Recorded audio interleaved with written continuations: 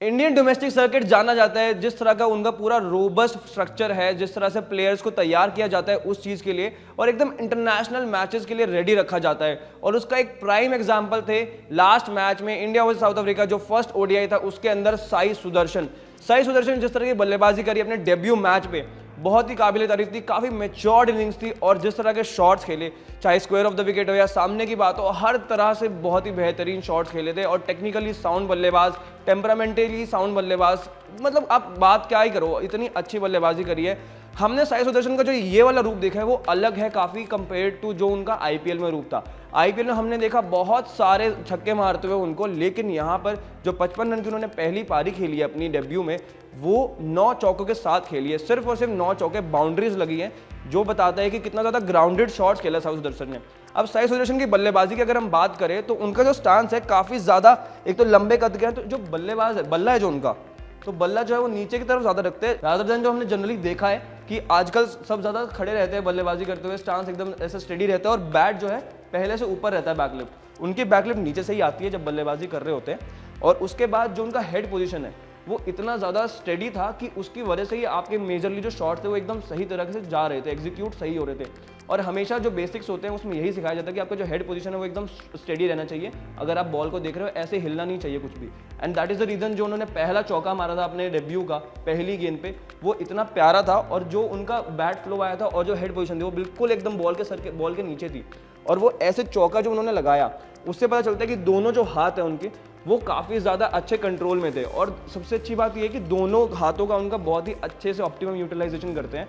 अगर आपको नीचे से पावर जनरेट करनी है तो बॉटम हैंड से सामने की तरफ जो लगाया था उन्होंने शॉट, वो बहुत अच्छा था। ऊपर से उन्होंने पकड़ के रखा था, लेकिन साथ में नीचे से जो पावर आई थी वो बहुत अच्छी थी। उसके बाद जो square of the wicket square drive लगाई थी, वो एकदम जो लोअर हैंड होता है आपका, उसकी वजह से जो आपने डायरेक्शन दी है वो बहुत काम आती है। और जो हेड पोजीशन था उस टाइम भी साई सुदर्शन का, वो भी बहुत स्टेबल था। अगर बात करो उनकी कवर ड्राइव की जो एक बाहर निकल के भी लगाई थी, तो उन्होंने थोड़ा स्टेप आउट करके और एकदम बॉल के करीब जाके, और सर जो था तब भी बॉल के पास था और बहुत ही करीब था, और ये शॉट लगाया था जो कि बहुत ही ज़्यादा टेक्निकली साउंड शॉट है, कवर ड्राइव। अब बात करते हैं पुल शॉट की जो उन्होंने लगाए थे। पुल शॉट में वो बहुत ज़्यादा रेडी थे और बॉल का वेट कर रहे थे। तो वेट जब करते हुए बॉल आ रही थी तो अपना बॉडी वेट ट्रांसफर जो था वो बहुत ही परफेक्टली किया। उसके बाद बॉल के ऊपर आए और ये पूरा ग्राउंडेड शॉट मारने के लिए, जो अदरवाइज अगर T20 की बात करें तो जनरली प्लेयर्स क्या करते हैं, वो सीधा ऊपर से शॉट मारते हैं ताकि छक्का जाए, जैसे रोहित शर्मा जनरली करते हैं, यशस्वी जायसवाल करते हैं। लेकिन साई सुदर्शन ने बहुत ही अच्छी तरीके से टेम्परामेंटली स्ट्रॉन्ग और माइंडसेट अपना जो था वो बहुत पेशेंटली कामली उसको नीचे की तरफ खेला ताकि वो ग्राउंडेड शॉट जाए और कोई भी रिस्क ना हो आउट होने का। तो अब बात करते हैं कि स्पिनर्स को कैसे खेला। स्पिनर्स को खेलते हुए साई सुदर्शन बहुत ही अच्छा फुटवर्क दिखा रहे थे। और वही बात है कि जो हेड था उनका तब भी स्टेडी था, और जब बाहर निकलते हुए उनका हेड जो था एकदम बॉल के नीचे था, और फिर शॉट खेले थे उन्होंने। जो हमने देखा था कि शमसी को लगाया था उन्होंने shot square of the wicket, वहाँ विंड विकेट के पास से, वो बहुत ही अच्छा था क्योंकि उनके बॉल के एकदम सर के नीचे आके और फिर ये फ्लिक किया था उन्होंने। उसके बाद जो सामने एक शॉट मारा था उसमें उन्होंने जो बॉटम हैंड का यूज़ किया था वो बहुत अच्छा था।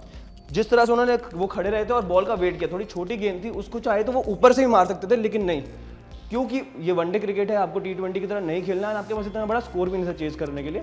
तो उन्होंने बहुत ही अच्छे से उसको सामने की तरफ पुश कर दिया ग्राउंडेड शॉट के लिए। और अब बात करते हैं बल्लेबाजी करते हुए जो उनका ओवरऑल टेम्परामेंट था।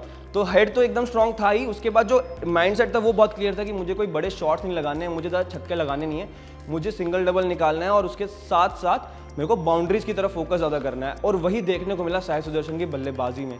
अब आगे उम्मीद ऐसी ही करते हैं कि साई सुदर्शन ऐसे ही बल्लेबाजी करते रहे और ऐसे ही मैच विनिंग नॉक्स खेलते रहे।